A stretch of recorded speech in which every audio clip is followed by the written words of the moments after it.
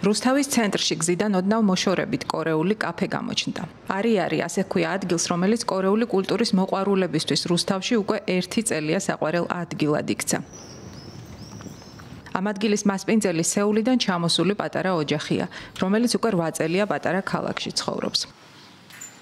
გაიცანით, ეს ჯიუნგ პარკია. კორეული ტრადიციული სამოსი დღეს სპეციალურად ჩვენთვის ჩაიცვა. ქართულ კაბაში კი მისი 15 წლის გოგონა, დაელ ჰეოა.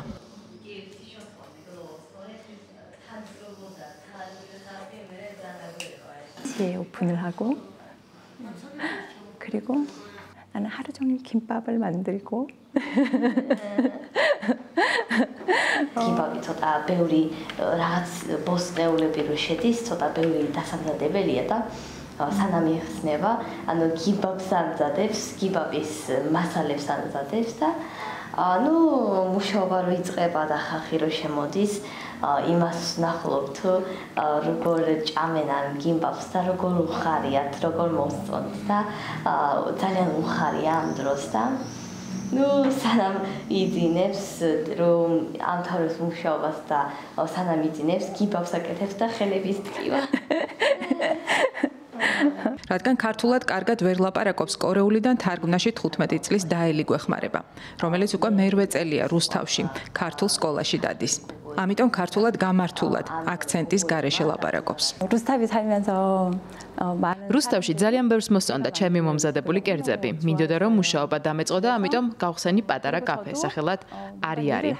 ახლაც ბევრი ხალხი შემოდის ჩვენთან. აქ ბევრს უყვართ ჩემი მომზადებული კერძები. ჩემს ქართველ მეგობრებს ძალიან უყვართ კორეა. ამიტომ ამ სივრცეს რომ ვაწყობდით, ძალიან მინდოდა ისეთი სივრცე გამოსულიყო, სადაც ყველაფერი კორეასთან ასოცირდება. პირველად აქ რომ ჩამოვედი და გოგონები გავიცანი, გავიგე რომ მათ ძალიან მოსწონდათ K-pop-ი და K-დრამა. კორეული კერძები, კორეული კულტურის ცენტრის გახსნა ძალიან დაგვეხმარა, რომ ქართველი ხალხი უკეთ გაგვეცნო. სწორედ ამ ცენტრის დამსახურებაა, რომ არიშიც ძალიან ბევრი ხალხი შემოდის. რა თქმა უნდა, ბევრი მეგობარი შემდეგაც გავიჩინე. TikTok-სა და Facebook-ზე ძალიან ბევრი გვეკითხება, თბილისში რატომ არ ხსნით კაფესო? არის მარტივი სიტყვა, ცოტა რთული განმარტებით და ქართულად რთულად გასავლელ გზას ნიშნავს. გზას, რომელიც ოჯახმა სეულიდან რუსთავამდე გამოიარა. 한국에 있을 때 კორეაში ყოფნისას 2017 წელს გავაჩინე ბავშვი, რომელიც დავკარგე. ძალიან რთული პერიოდი გქონდა ჩვენს ოჯახს.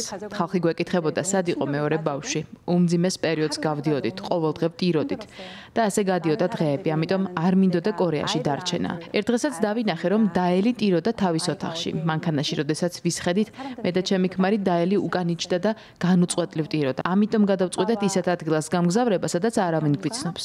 გვინდოდა ცოტა დაგვესვენა. და ამ დროს პირველი ქვეყანა, რომელიც თავში მოგვივიდა, ეს იყო საქართველო. რადგან მე ვიცოდი, როგორი წყნარი და ლამაზი ქვეყანა იყო საქართველო. წინა წლებში ორჯერ ვიყავი ვიმოგზავრეთ საქართველოში. რადგან თბილისი ჩვენთვის ცოტა დიდი და ხმაურიანი ქალაქი იყო, ამიტომ ავირჩიეთ რუსთავი და აქ განვაგრძეთ ცხოვრება. 하지만 내가 루스타비에 왔을 때 აქ რომ ჩამოვედით, ჯერ კიდევ მქონდა რძე. ბავშვის დაკრძალვის გამო ძალიან დარდობდით. დეპრესიაში ვიყავით ყველა და განსაკუთრებით მე. მე რუსთავში კორეული კულტურის პატარა ცენტრი გავხსენით, სადაც ბევრი ქართველი გოგონა მოვიდა. რადგან ბავშვი დავკარგეთ, იმ პერიოდში ძალიან მჭირდებოდა ისეთი ადამიანები, ვის მიმართაც სიყვარულის გამოხატვას შევძლებდი. გოგონებს კორეული კაბები ჩავაცვი, მოვუმზადე კორეული ტრადიციული კერძები. ასე ნელ-ნელად დამშვიდი და დავიწყე საკუთარ თავზე ზრუნვაც. იმ ამბის შემდეგ უკვე დიდი ხანი გავიდა. და ახლა ხვდები, რომ ამ ხნის განმავლობაში მე კი არ გავცემდი ამ გოგონების მიმართ სიყვარულს, სინამდვილეში თურმე მათ უფრო მეტი სიყვარული მაჩუქეს. ძალიან დიდი მადლობა. 그리고 다혜리가 13번 학교에 다니기 რუსთავში რომ ჩამოვედით, დაელი წავიყვანე მე-13 საჯარო სკოლაში. ბავშვის დაკარგვის ტრავმა მასზეც იმოქმედა. ამიტომ ძალიან მეშინოდა, რომ სკოლაში სიარულით რაიმე ზიანი არ მიეღო. სუნთქვა მიჭირდა და მუდმივად გრძნობდი შიშს, მაგრამ ამ სკოლაში დაელს ძალიან კარგი დირექტორი და დამრიგებელი შეხვდა. ყველაზე მნიშვნელოვანი კი ის იყო, რომ დაელს ძალიან შეუყვარდა თავისი კლასელები, შეუყვარდა მათთან თამაში. ამან ძალიან დამამშვიდა. ძალიან მადლიერი ვიყავი ამ სკოლის მასწავლებლების და ბავშვების. იმ დღეების გახსენებისას ცრემლებს ვერ იკავებს. 8 წლის შემდეგაც კი. 왜 사크레토ელ로야? 왜 რუსთავია? დღესაც ბევრი გვეკითხება თუ რატომ ავირჩიეთ საქართველოს და რატომ ავირჩიეთ კონკრეტულად რუსთავი. მე საქართველოში ვიგრძენი თავი დედად. ვიგრძენი, საქართველო იყო ჩემთვის ყველაზე დამამშვიდებელი ადგილი. რუსთავი ახლა აღარ არის ისეთი მშვიდი ქალაქი, როგორც წარსულში იყო. ახლა უფრო მეტი მანქანაა და მეტი უცხოელიც. 제라라.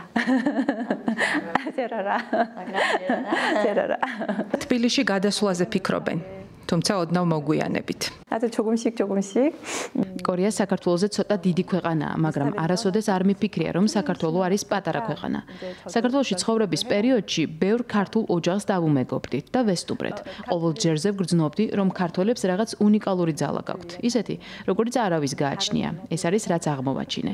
ვფიქრობ, რომ ქართველები ძალიან გონიერი და შრომისმოყვარე ხალხია. დარწმუნებული ვარ, რომ ქართველებს ყველაფერი შეუძლიათ, თუ მოინდომებენ. და მე ძალიან თანავუგრძნობ იმ ხალხს, რომელიც იძულებულია სამუშაო საძიებლად საზღვარგარეთ გაემგზავროს. ძალიან მინდა საქართველოს ესეთი ქვეყანა იყოს, რომ საკუთარ ხალხს უფრო მეტ შანსს აძლევდეს.